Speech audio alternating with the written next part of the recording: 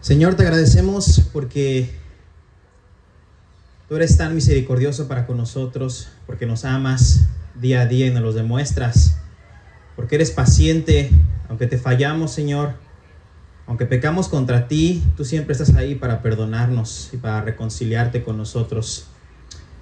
Gracias por tu Hijo, porque lo mandaste a morir en la cruz por nosotros, para que no tuviéramos que pagar con muerte, sino que ahora pudiéramos tener vida en tu nombre. Y hoy te quiero pedir que abras nuestros corazones, que quites toda distracción, que limpies nuestra mente para que podamos recibir, que tengamos una actitud de recepción a tu palabra, para que entre, que penetre en nuestros corazones, que trabaje en nuestros corazones y que podamos reflejar lo que tú quieres compartirnos hoy en nuestra vida diaria. Ayúdanos, Señor, y ayúdame a mí, Señor, a que tú seas el que hables, Señor, y que esta mañana tú seas glorificado. Te lo pedimos todo esto en nombre de tu Hijo Cristo. Amén. Bueno, pues durante 4 semanas hemos estado estudiando el libro de Jonás. ¿Quiénes de aquí han estado las 4 semanas? ¿Quiénes de aquí han estado los 4 domingos? Si no han fallado ninguno. Muy bien, pues hay algunos. ¿Quiénes han fallado nada más uno? Que han estado 3. Bueno, hay varios. 2. Ya no quieren levantar la mano, vaya, dicen, ya no, mejor ya no la levanto. No, pues está bien. Hoy hemos estado estudiando durante 4 semanas el libro, el pequeño gran libro de Jonás, pequeño pero grande, con tanto que podemos aprender sobre ahí. Hemos aprendido bastante sobre nuestro Dios, cómo es que Él ha obrado en la vida de Jonás para cumplir su propósito, siendo el Dios soberano sobre todas las cosas, un Dios misericordioso y amoroso. También pudimos ver cómo podemos vernos reflejados como un espejo en la vida de Jonás y cómo es que nosotros, pues muchas veces en nuestras vidas actuamos y respondemos como lo hizo Jonás. Y hoy vamos a ver un resumen un poco de todo lo que, como en inglés sería como overview, como un resumen general de lo que significan los 4 libros, tal vez como los puntos más importantes en general sobre qué es el propósito del libro de Jonás. Y también vamos a ver la conexión o la señal que es Jonás en el Nuevo Testamento cuando Jesús viene y lo menciona en los evangelios, que la señal de Jonás. Vamos a ver también esa conexión. Y es bueno que ahorita que vamos a ver el resumen de todo el libro de Jonás, pues como que reafirmemos bien los principios o lo que aprendemos sobre este libro, que de aquí salgamos y que durante toda nuestra vida recordemos, si alguien te pregunta, ¿el libro de Jonás de qué trata?, tú sepas qué decirle. Trata sobre esto, sobre aquello. Vamos a ver hoy los puntos más importantes del libro de Jonás. Y antes de empezar, quisiera dar como una ilustración, una pequeña introducción para que recordemos. No sé si ustedes alguna vez han ido a algún concierto de una orquesta, o si a lo mejor han visto algún video de una orquesta. Yo nada más creo que he ido una vez, me dormí. Pero cuando yo fui, algo que me acuerdo mucho era que, bueno, lo que pasa siempre es todo el mundo durante el show, durante el concierto, ves a los violines, ves a los diferentes instrumentos y están tocando y todo es muy bonito, ¿no? Y al final se para el público y empieza a aplaudir, ¿no?, a los músicos. Y después de que aplauden a los músicos después se paran y empiezan a aplaudirle a alguien y la gente dice, bueno, ¿a quién le están aplaudiendo, no? O sea, ¿por qué se paran los músicos? Y luego vemos que está ahí el director, ¿no? Está el director de la orquesta y está siendo aplaudido. El público, los músicos le aplauden al director y el director saluda.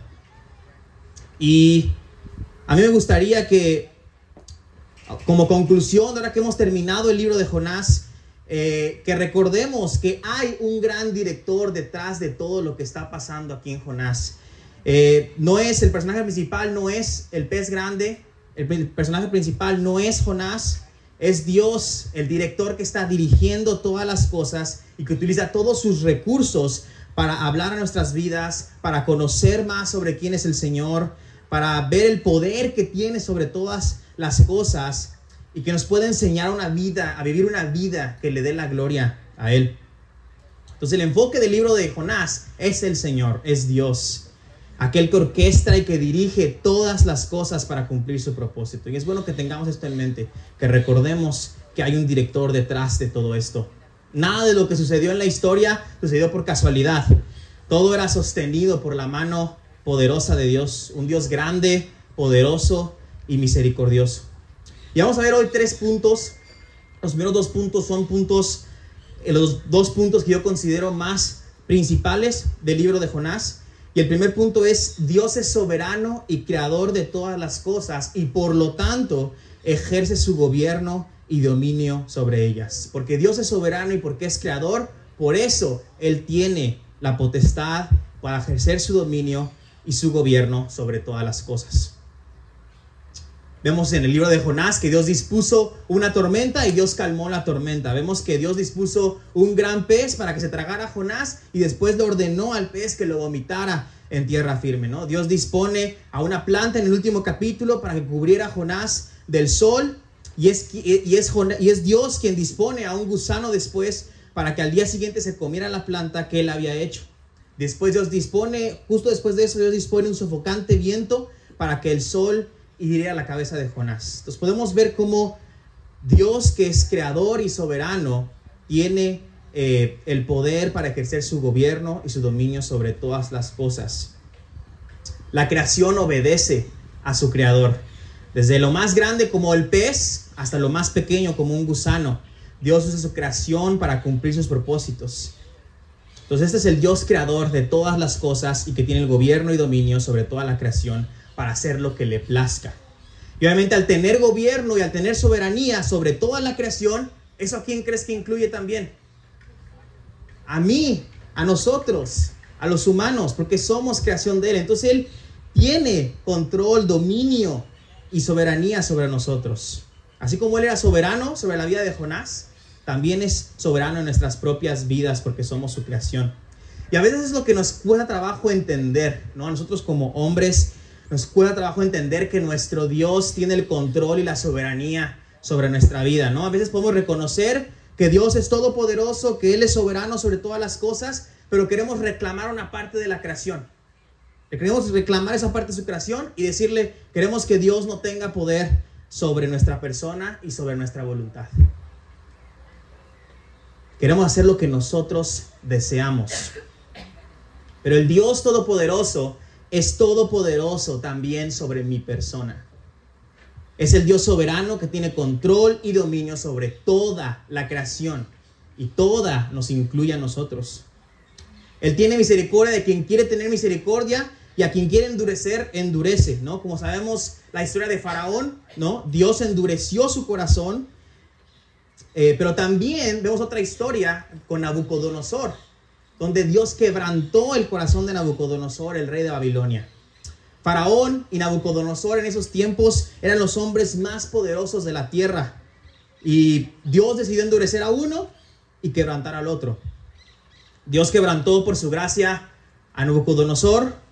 Y podemos ver cómo en Daniel, él clama a Dios después de haberlo quebrantado. En Daniel 4:34-35 dice, Daniel 4:34-35, dice: pero al fin de los días, yo, Nabucodonosor, alcé mis ojos al cielo y recobré mi razón, y bendije al Altísimo, y alabé y glorifiqué al que vive para siempre.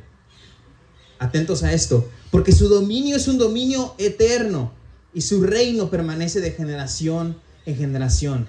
Todos los habitantes de la tierra son considerados como nada, mas Él actúa conforme a su voluntad en el ejército del cielo y entre los habitantes de la tierra.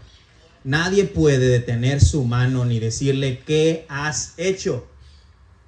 Nabucodonosor reconoce que el dominio del Señor es eterno, no se acaba, no tiene fin, y que Él hace su voluntad sobre toda su creación, en el cielo y en la tierra, incluyendo a los habitantes de la tierra, nosotros. Él hace su voluntad. Nadie puede detener su mano y contestarle de regreso diciendo: ¿qué has hecho? ¿Cómo podemos hacer eso? ¿Quiénes somos para cuestionar a nuestro Creador? Él hace su voluntad porque es un Dios soberano. Romanos 9:14-21 también habla mucho sobre la soberanía de Dios y el control que Él tiene sobre ella. Dice Romanos 9:14-21. ¿Qué diremos entonces? ¿Que hay injusticia en Dios? De ningún modo, porque Él dice a Moisés: tendré misericordia del que yo tenga misericordia y tendré compasión del que yo tenga compasión. Así que no depende del que quiere ni del que corre, sino de Dios que tiene misericordia. Porque la Escritura dice a Faraón: para esto mismo te he levantado, para demostrar mi poder en ti y para que mi nombre sea proclamado por toda la tierra. Así que Dios tiene misericordia del que quiere, y al que quiere endurecer, endurece. Me dirás entonces: ¿por qué pues todavía reprocha a Dios? Porque ¿quién resiste a su voluntad? Al contrario, ¿quién eres tú, oh hombre, que le contestas a Dios? ¿Dirá acaso el objeto moldeado al que lo moldea: ¿por qué me hiciste así? ¿O no tiene el alfarero derecho sobre el barro de hacer de la misma masa un vaso para uso honorable y otro para uso ordinario? Qué fuerte, ¿no? ¿Quién resiste a su voluntad? ¿Quién eres tú, oh hombre, para que le contestes a Dios? Él tiene el poder y la potestad para hacer lo que quiera con su creación. Él decidió tener misericordia de Nínive, los perdonó de todos sus pecados y de su maldad, y Él también decidió tener misericordia de nosotros. Nos eligió en su soberanía y nos dio de su gracia para poder venir a Él. Nos perdonó y nos dio vida aunque estábamos muertos. Esta debería ser una razón grande y suficiente para alabar y agradecer a Dios por su misericordia para con nosotros, porque eligió tenernos esa misericordia. ¿Te has dado cuenta de cuánta paciencia y misericordia Dios tiene día a día para contigo? ¿Te has dado cuenta de cuánta paciencia y misericordia Dios tiene cada día para contigo? Así como Dios tuvo una paciencia inmensa para con Jonás. Yo creo que ustedes, yo hubiera querido matar a Jonás a la mitad del capítulo. Ya había dicho, ya me rindo contigo, ya no puedo más, ¿no? Y Dios tiene tanta paciencia para con Jonás, demasiada.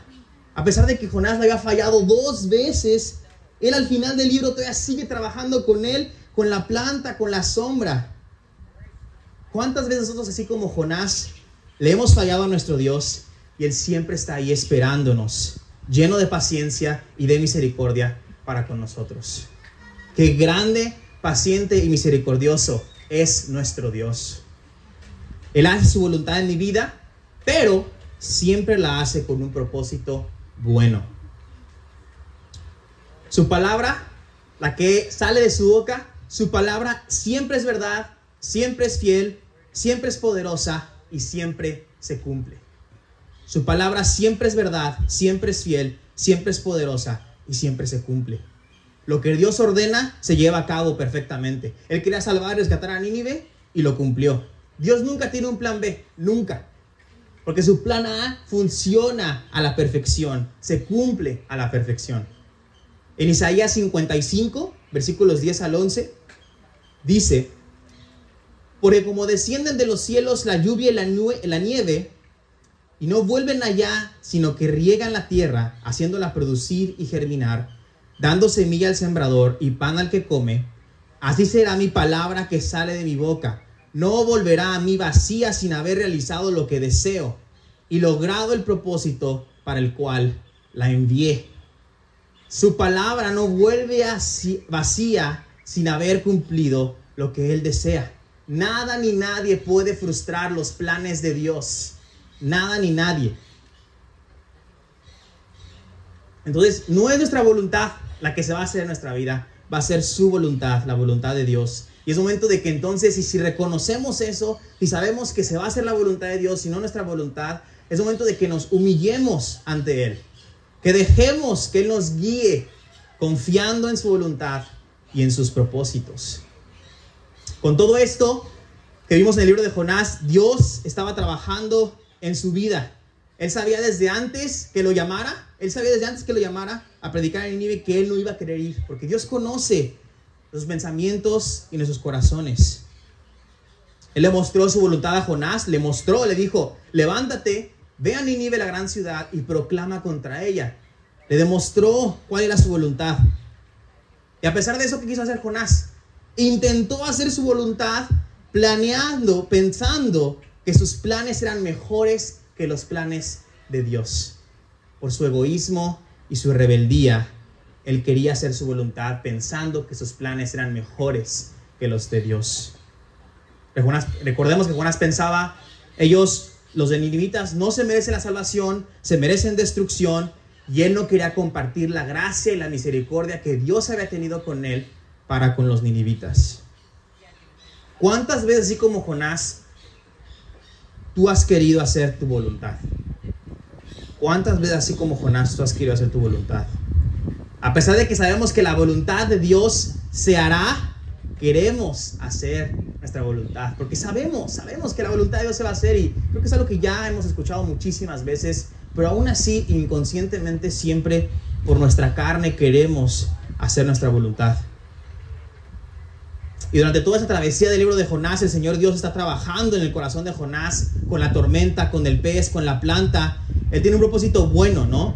Y Dios siempre tiene un buen propósito para corregirnos, para regresarnos a Él cuando nos hemos alejado. Y Él puede usar cualquier cosa en su creación para hacernos volver a sus caminos. Así como Dios lo hizo con Jonás, utilizando la tormenta y el gran pez para corregirlo y que por su gracia Él regresara en arrepentimiento. Así también Él puede usar cualquier cosa en su creación para hacernos volver a sus caminos.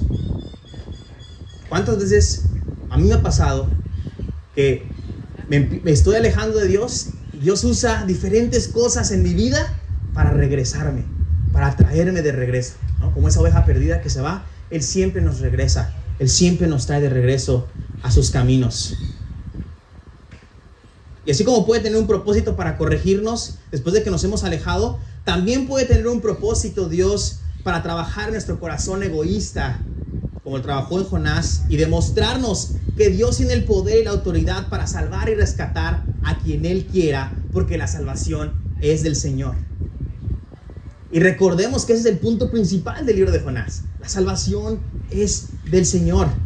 Dios durante todo el libro busca enseñarnos esto, que es su salvación. No es nuestra salvación, es su salvación. Jonás quería decidir quién merecía ser salvado y quién merecía destrucción.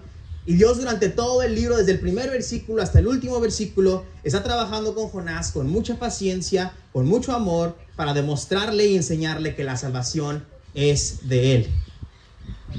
Que no importa si Él decidió obedecer, Él utiliza todas las cosas para cumplir su propósito. Porque Jonás había desobedecido, se había querido intentar huir de la presencia del Señor en la barca y todo. Él ya había orquestado y planeado salvar y tener misericordia de los marineros paganos que estaban en la barca. Él no nos necesita para cumplir sus propósitos, hermanos. No te creas muy importante. No somos importantes para Dios. Él puede cumplir su propósito sin nosotros, porque los marineros creyeron en Él simplemente por ver el poder y el control que tenía sobre la creación. Él no nos necesita, pero quiere utilizarnos.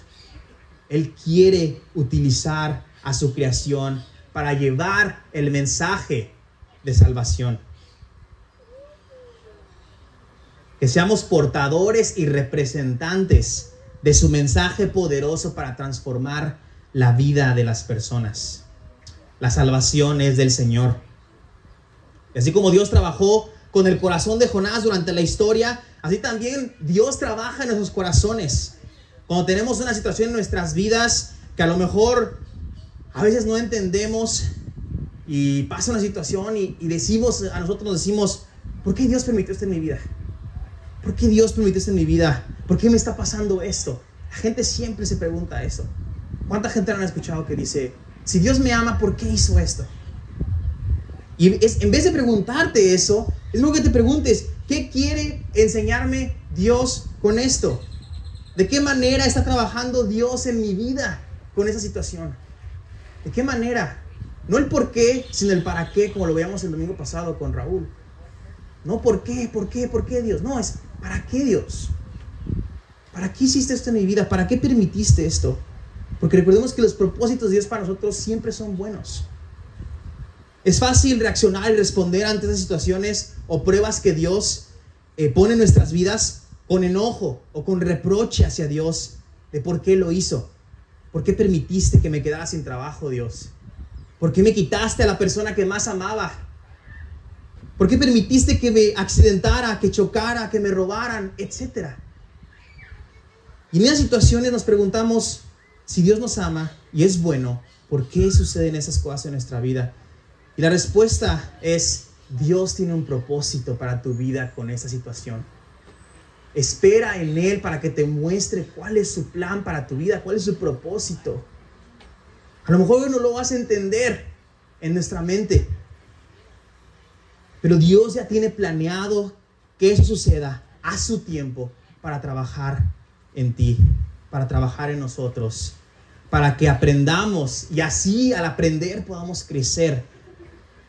Porque si no hubiera esas situaciones en nuestra vida, no podríamos aprender, y si no aprendemos, no crecemos. Y recordemos que si amamos a el Señor, todo obrará para nuestro bien. Entonces mejor, en vez de preguntarnos, Dios, ¿por qué hiciste esto? ¿Por qué permitiste esto? Mejor preguntémosle al Señor, Dios, ¿qué me quieres enseñar? ¿Qué necesito aprender? Esto fue lo que Jonás debió haberse preguntado cuando Dios le quitó la planta, porque él estaba muy contento con la planta y dijo, wow, qué padre, gracias Dios por tu providencia, porque tengo sombra. Y cuando él se la quitó, él debió haberse preguntado, ¿qué quieres enseñarme, Señor, con esto? En vez de enojarse. Y tal vez se hubiera dado cuenta y él hubiera dicho algo como esto. Él hubiera dicho, Señor, lo que tú quieres enseñarme es que no tengo razón para enojarme porque ya has tenido misericordia de Nínive. Porque la salvación no es mía, es tuya. Y tú eres el que decides de quién quieres tener misericordia y de quién no. Yo solo soy un instrumento. Y yo tengo que estar contento con tu voluntad porque eres mi creador y porque yo te sirvo a ti. Esa debió haber sido la respuesta de Jonás al darse cuenta de qué le quería enseñar Dios con esas situaciones de haberle quitado la planta en su soberanía. Entonces vemos que el punto 1 es Dios es soberano y creador de todas las cosas y por lo tanto ejerce su gobierno y dominio sobre ellas. El segundo punto importante del libro de Jonás es el llamado de Dios a nuestras vidas. Así como Dios llamó a Jonás para cumplir su propósito y que él llevara su mensaje a los ninivitas, así también Dios nos ha llamado a cada uno de nosotros y espera que respondamos en obediencia. Como vimos el primer domingo que empezamos a estudiar Jonás 1, Dios nos ha llamado a muchísimas cosas en su palabra. Ahí es donde podemos encontrar el llamado a vivir una vida que le agrada a Dios, siendo un discípulo de Jesús y un seguidor de Él. Jesucristo, antes de ascender al cielo y regresar con su Padre, nos dejó un llamado a todos los que hemos creído en Él, y eso ya lo sabemos y lo hemos escuchado muchas veces, pero es importante que siempre lo tengamos presente, que como cristianos, como creyentes, el llamado que tenemos es de ir y hacer discípulos a todas las naciones, enseñándoles a guardar todo lo que Dios nos ha revelado en su palabra. Nuestro enfoque debe ser ese, nuestro enfoque debe ser predicar el evangelio a los perdidos, compartir las buenas noticias de salvación, es compartir a la gente que está muerta espiritualmente, que puede tener vida. Debemos como cristianos vivir para compartir estas cosas, estas buenas noticias de lo que Cristo vino a hacer por nosotros. Es como si, suponiendo que hubiera una enfermedad muy letal en el mundo, donde la gente se está muriendo, donde la gente es una enfermedad letal que está matando a todas las personas, y tú tuvieras una cura ilimitada, que la puedes compartir a quien tú quieras y las personas se pueden sanar con esa cura. ¿Tú qué harías con esa cura? Si estás en una situación donde la gente se está muriendo por una enfermedad letal, tú tienes una cura que los va a sanar, que los va a hacer que vivan, ¿tú qué harías con esa cura? ¿La esconderías? Ay, no. Solo para mí. Es ilimitada, pero solo para mí la quiero. Solo para mí. O ay, mejor la escondo atrás. No, la compartiríamos, ¿no? La compartiríamos con las personas. Hey, aquí está la cura. Ten. ¿No quieres la cura? Ah, bueno, tú te la pierdes. ¿Quieres la cura? Sí, quiero la cura. Ah, ok. Eso, así como eso, nosotros tenemos que compartir la palabra de Dios. Tenemos la cura para que la gente que está muerta espiritualmente tenga vida en el Señor, tenga vida en Él. Compartamos esa cura. No va a depender de nosotros si ellos la rechazan, si ellos no quieren la cura, allá ellos. Pero tú estás cumpliendo con tu deber de compartir esa cura con los demás. No seamos como Jonás, hermanos, siendo egoístas, no queriendo compartir la gracia y la misericordia que Dios tuvo para con nosotros. Es momento de obedecer al llamado de Dios para nosotros y compartir el mensaje de salvación a todos. ¿Cómo vas a cumplir con este llamado de evangelizar? A Algún día cuando Dios nos llama a su presencia y estemos frente a Él, Él nos pedirá cuentas de lo que hicimos en nuestra vida y qué tanto fue lo que cumplimos con el llamado que Él nos dejó. Si Dios te llamara hoy a su presencia, ¿qué le dirías? ¿Crees que has cumplido con su llamado hasta hoy? Y creo que siempre podemos mejorar más. Creo que siempre podemos ser más intencionales en vivir el Evangelio, en demostrarlo en nuestras vidas y no perder nuestro objetivo como cristianos. Que aprovechemos las oportunidades que tenemos para compartir lo que Cristo ha hecho por nosotros y así podamos ganar a Puerto Escondido para Cristo.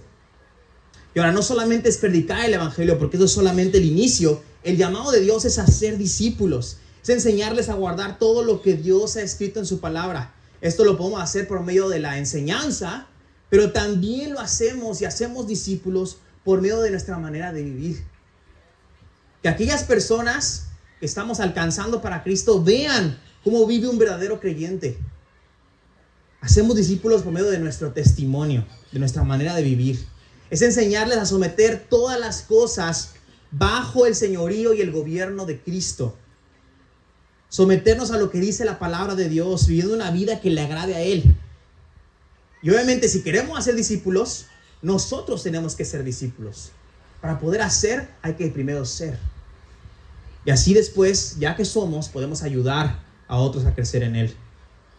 Hermanos, el Señor nos ha llamado a expandir su reino aquí en Puerto Escondido. No es coincidencia que hoy estemos aquí, cada uno de nosotros. Algunos venimos de otros estados, otros vienen de otros países, y todos estamos aquí, en Puerto Escondido, en la iglesia Camino de la Cruz, en La Parota, en el terreno de Mangales. Aquí estamos todos. Toda la iglesia estamos unidos. Y como la iglesia de Dios, como hermanos en Cristo, trabajemos juntos. Trabajemos juntos para cumplir con el llamado de Dios que Él nos ha dado. Dios nos prepare y nos equipe estudiando su palabra para entender el mensaje que Él nos ha dado. Y cómo podemos vivir conforme a ese mensaje. Y que sea el Señor quien nos use para su gloria. Muchas veces nosotros con el llamado de Dios podemos tener miedo, ¿no? A veces podemos tener miedo a los llamados de Dios. Podemos tener miedo a predicar el Evangelio a nuestros enemigos, a nuestros amigos, a sus familiares, a nuestros desconocidos. Tal vez nos da miedo pensar en el qué van a decir de mí, ¿no? Y si me rechazan, y si me dejan de hablar, y si se burlan de mí, etcétera, ¿no? Podemos tener miedo de cumplir con el llamado de Dios. Y eso creo que es natural a veces. O sea, podemos sentir ese miedo de cumplir con el llamado de Dios para nuestras vidas. Cuando tenemos una oportunidad para predicar el Evangelio, nos tienen las piernas, ¿no? A mí me pasa que estoy así, ya está la oportunidad ahí, y Dios me la puso. Hasta me preguntó a qué te dedicas. Ya le dije que trabajo en la iglesia y lo dejé ahí. Nos pasa a todos, hermanos, nos pasa a todos.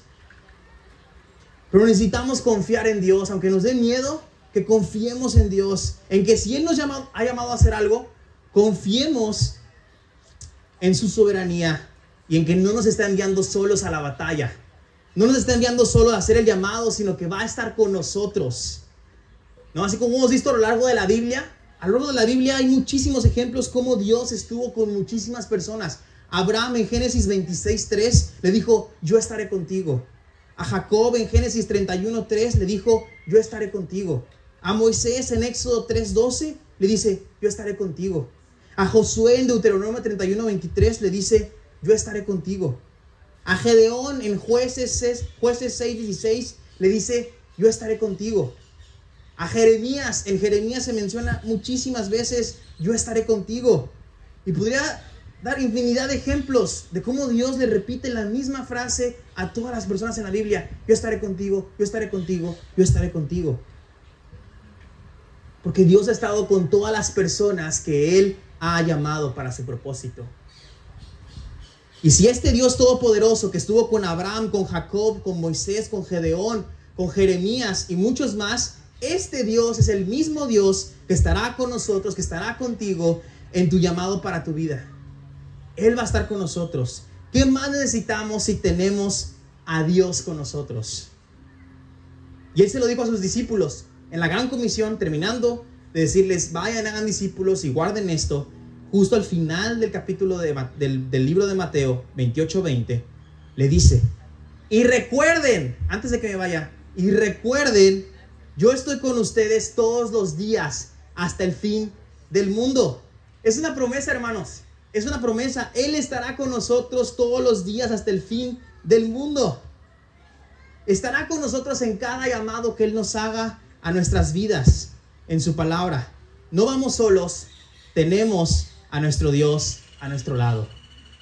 Tenemos a su Espíritu morando en nosotros. Aquel Espíritu que nos guía y que habla por medio de nosotros. Porque ciertamente sin Él nada podemos hacer. Lo necesitamos. Y hoy tenemos esa bendición de tenerlo en nosotros, habitando en nuestros corazones para guiarnos y ayudarnos. Pero para eso necesitamos ser obedientes a su voz y a su voluntad.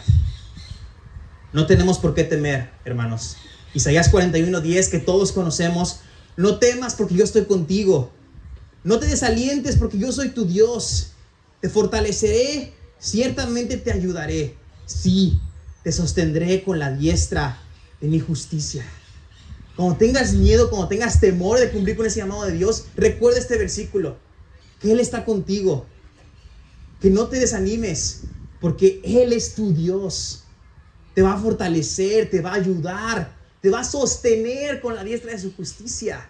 ¿Qué más necesitamos? Él va a estar con nosotros. Entonces comprometámonos a responder en obediencia al llamado de Dios. Que nuestro enfoque día a día esté en vivir el Evangelio y en ser un verdadero discípulo de Jesús. Para después, ahora sí, compartir estas buenas noticias de salvación y enseñarles con nuestra vida y con la palabra de Dios a guardar todo lo que Él nos ha escrito. Y también que Dios nos ayude a sentir y a dar la misericordia que Dios tuvo para con nosotros. Que nos ayude a amar a los perdidos. Que nos ayude a hacer que su reino crezca aquí en la tierra. Que venga a nosotros tu reino, Señor. Entonces vemos la soberanía de Dios y que porque Él es soberano y que porque Él es creador, Él tiene el dominio para ejercer su gobierno sobre todas las cosas. Vemos que el llamado de Dios para nuestra vida, que son dos puntos muy importantes en el libro de Jonás. Y vemos un tercer punto, que es la señal de Jonás en el Nuevo Testamento cuando Jesús vino a la tierra. Y con esto quiero que terminemos. La señal de Jonás en Mateo 12, 38-41.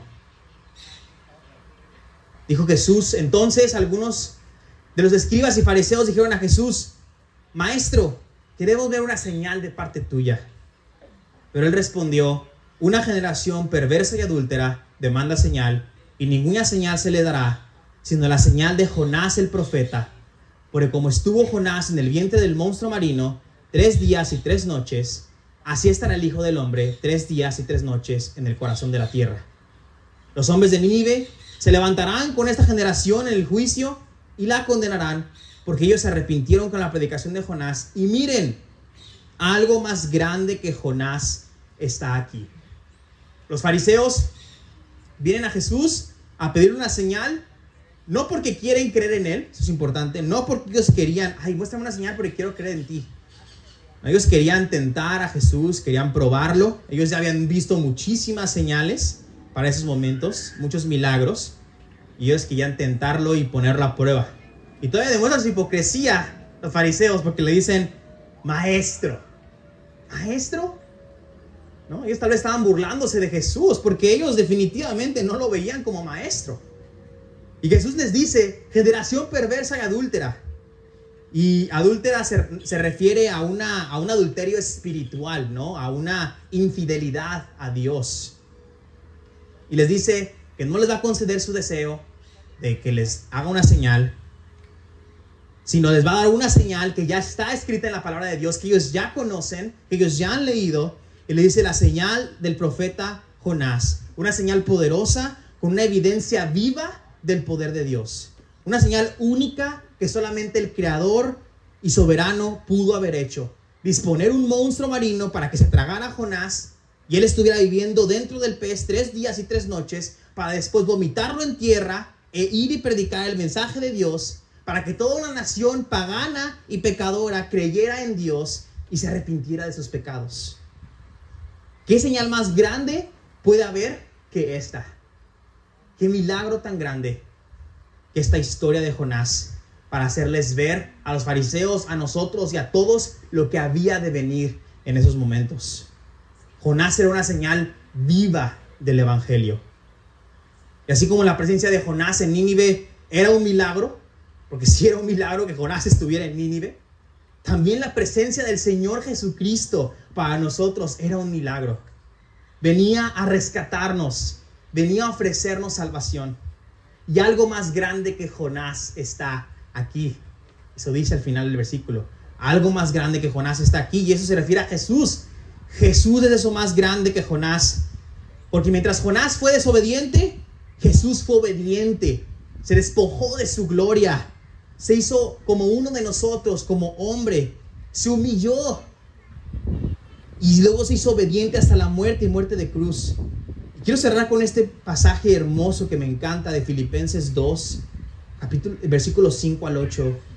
Filipenses no está ahí en la diapositiva, búsquenlo si quieren. Filipenses 2, 5 al 8.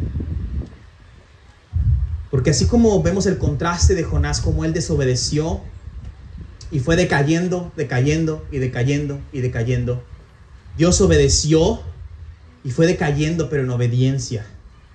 Dice el versículo 5, Filipenses 2. Haya pues en ustedes esta actitud que hubo también en Cristo Jesús, el cual, aunque existía en forma de Dios, no consideró el ser igual a Dios como algo a que aferrarse, sino que se despojó a sí mismo, tomando forma de siervo, haciéndose semejante a los hombres. Vemos que se despoja primero, luego toma forma de siervo, luego se hace semejante a los hombres, y ya que está en la condición de hombre, todavía no era suficiente.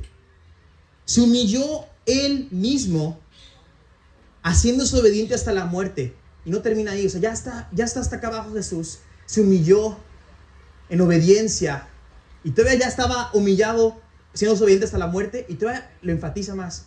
Pero no solo cualquier muerte, sino muerte de cruz.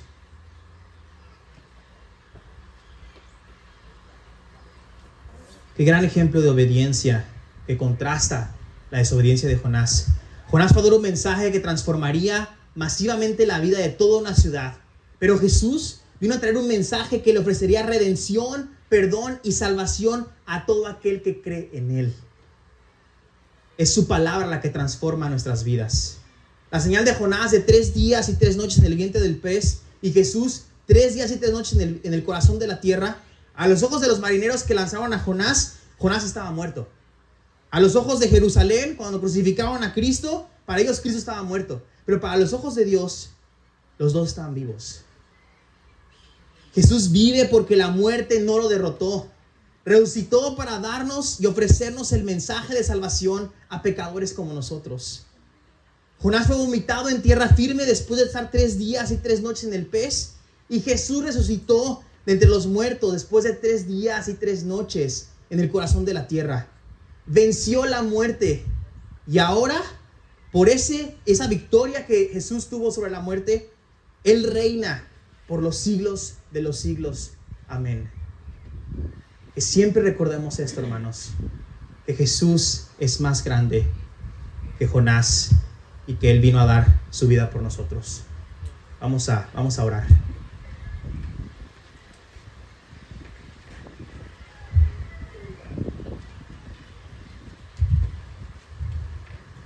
Padre Santo,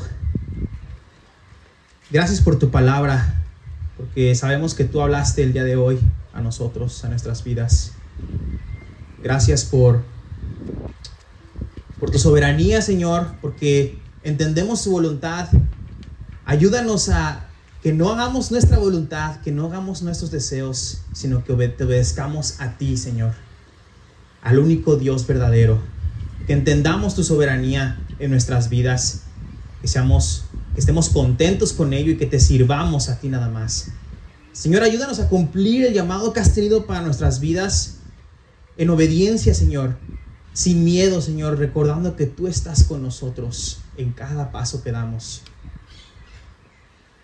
Y Señor, ayúdanos a recordarte por el gran sacrificio que tu Hijo tuvo en la cruz y que no quedó muerto, sino que resucitó al 3er día para darnos vida y que no tuviéramos que morir. Gracias por tu palabra. Gracias por este día. En nombre de Cristo. Amén.